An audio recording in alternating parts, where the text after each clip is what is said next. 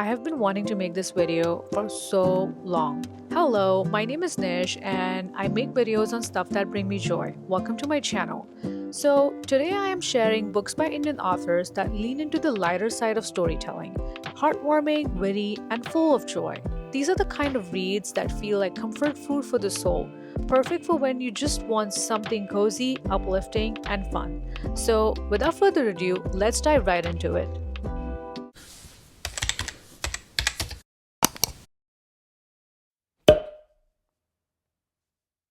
When when we think of Indian literature, most of us picture strong, intense, thought-provoking stories rooted in struggle and reality.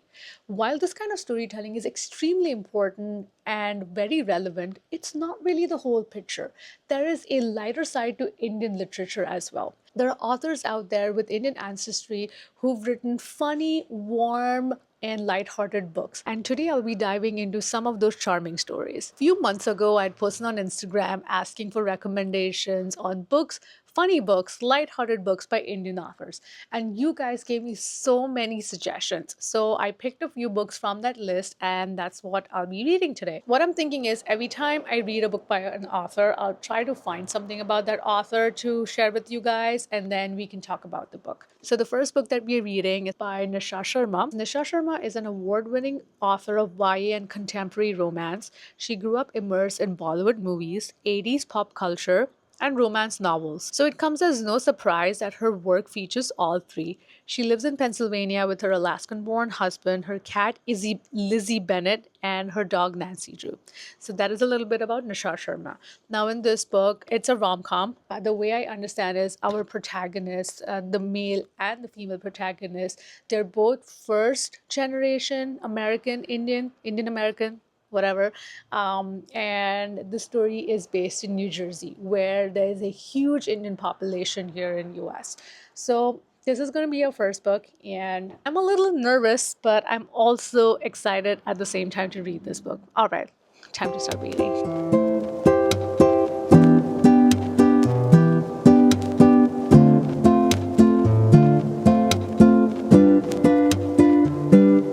Okay, so we are going on a little road trip right now. There's this used bookstore that I absolutely love. It's like an hour, a little over an hour from where we live.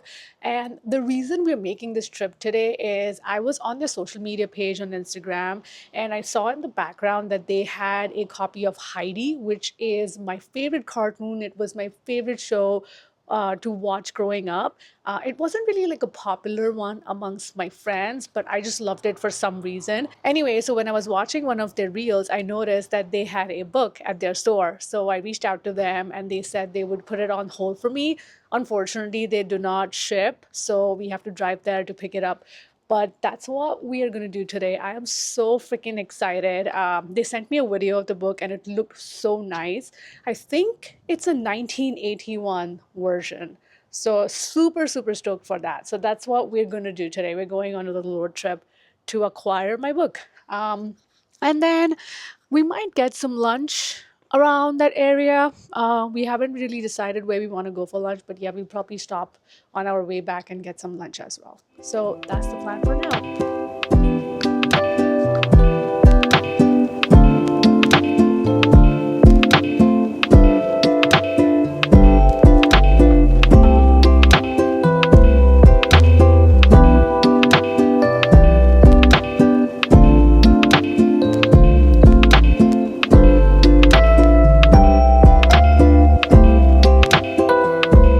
Okay, so I am editing the video right now and I just realized that I never showed you guys the book that I bought, the book that I went on that long drive for. So I just wanted to take a quick minute, a quick second and show you guys that book. Heidi was my favorite cartoon growing up.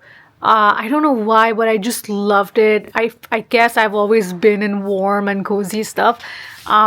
This book is a 1981 version, I think, or at least you can see here it was gifted to someone in 1981, which is pretty cool. I love these little notes that people leave for someone.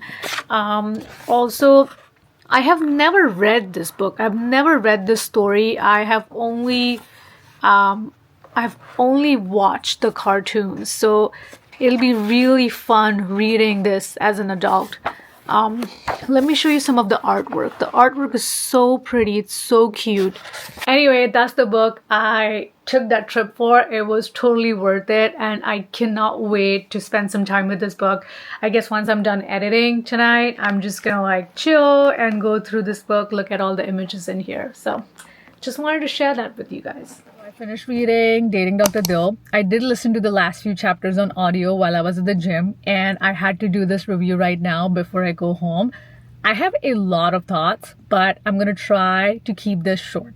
Okay, to start off, the first few chapters promise you a good time. The female lead is such a strong character. She's principled, she fights for what she believes in, and she's also someone who believes in true love, but at the same time does not really have unrealistic expectations from anyone. The male protagonist, I don't have a lot to say about him other than the fact that he doesn't believe in saying I love you, and I still couldn't figure out why. Now, the aunties in this book, I love them. The description and how they are very stereotypical, but I still enjoyed them. They did add a flavor to this book, so that was good. Then now moving on to things I didn't quite enjoy in this book. So many stereotypes, so many Indian stereotypes, and I know they're stereotypes for a reason, but I think it was completely unnecessary to put all of them in one story. The second thing is everybody is obsessed with their kids getting married. Doesn't matter if their kid is a doctor or a lawyer, as long as the kid is unmarried, these parents and aunties and grandparents, they just deem their kids to be unsuccessful. And I know that a lot of people think that way, but there was not even one character in this book who would challenge the stereotype. Not one. And that was very disappointing to me because it just was. So anyway, all in all, this book started off really strong for me. I ended up giving this a 3 out of 5 star. But this book has a lot of drama, and when the author says that she grew up on Bollywood movies and she loves Bollywood movies, you can see that in her storytelling. If you love and enjoy Bollywood movies, I think you will enjoy this book. The next book I'll be reading is A Witch's Guide to Magical Innkeeping. That book, I forget who it is by because I don't have that book on me right now. Yeah, I'll try to find out something about that author and also put a blurb up here. I'm sorry, I'm not prepared for this, but I just couldn't wait to finish this book and start a new one, and that's exactly what I'm going to do now.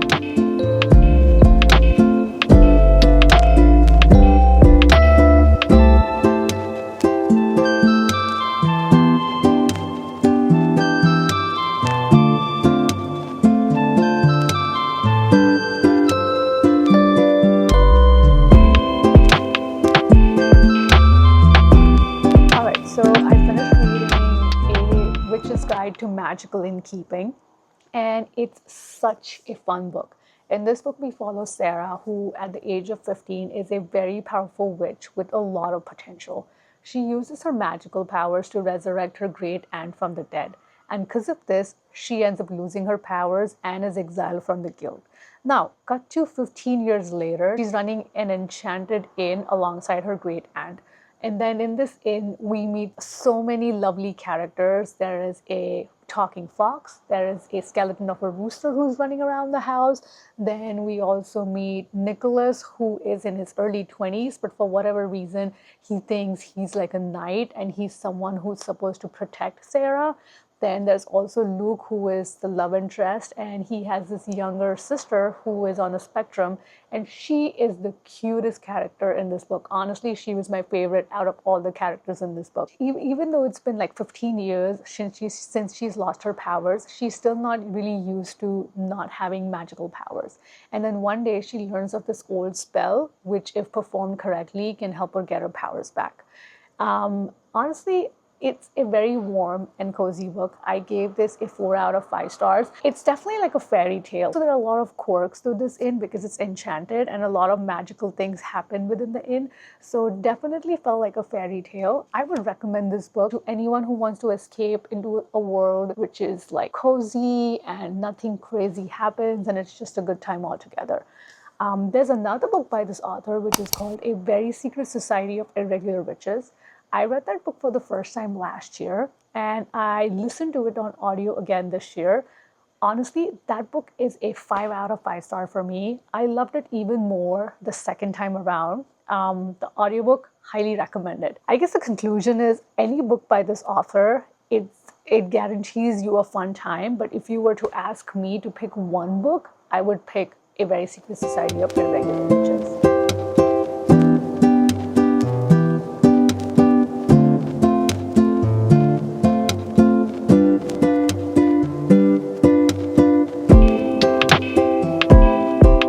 So the last book that I am reading for this video, I'm not quite sure if I will finish reading this by the time I end this video, but I will try my best. Anyway, so the book is The Magic of the Lost Temple by Sudha Murthy. This is a children's book, probably written for someone who's just done with elementary, entering middle school. Someone recommended this to me on Instagram. I usually don't read children's books. I almost never read children's books. But for whatever reason, when this was recommended to me, it did catch my attention. And I just had this feeling that when I read this book, it's going to be nostalgic in some shape or form. It's going to take me back to my childhood days. I don't know why, just gave me that feeling. So I decided to pick it up. I haven't read it yet. I don't know if I'm even going to like it. But to whoever recommended this book to me, thank you so much. I really appreciate it. I don't think this would have, I would have never imagined someone recommending a children's book for the prompt that I had put on social media at the time. So yeah, I really appreciate this recommendation. Thank you.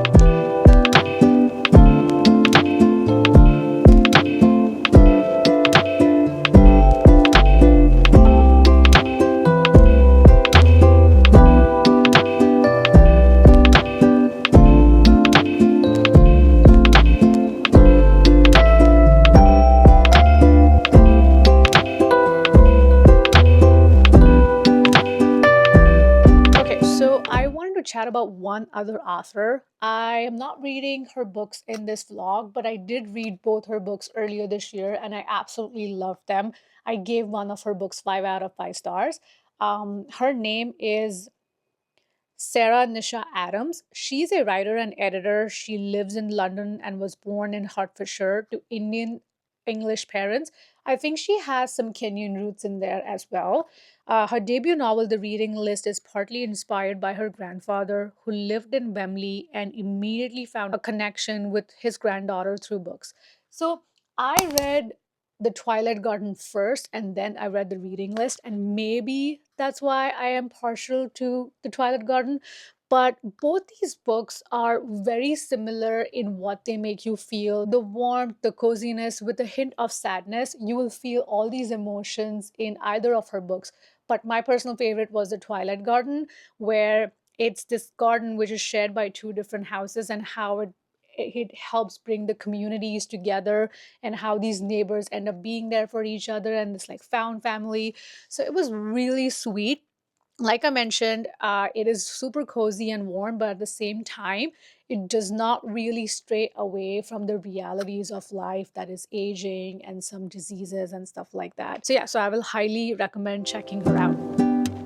And that's my little stack of warm, funny books by Indian authors. It's easy to think of Indian literature only in terms of its intensity, but I hope this shows the joy and charm it has to offer too. These stories bring comfort, laughter, and lightness, perfect for cozy reading days. I'd love to hear your thoughts in the comments. Have you read any of these, or do you have a favorite funny Indian book to recommend? I'm always looking to add more to my list. Anyway, that's it for today. Thank you so much for sticking until the end. If you like this video, please give it a thumbs up, and if this is your vibe, consider subscribing. Bye!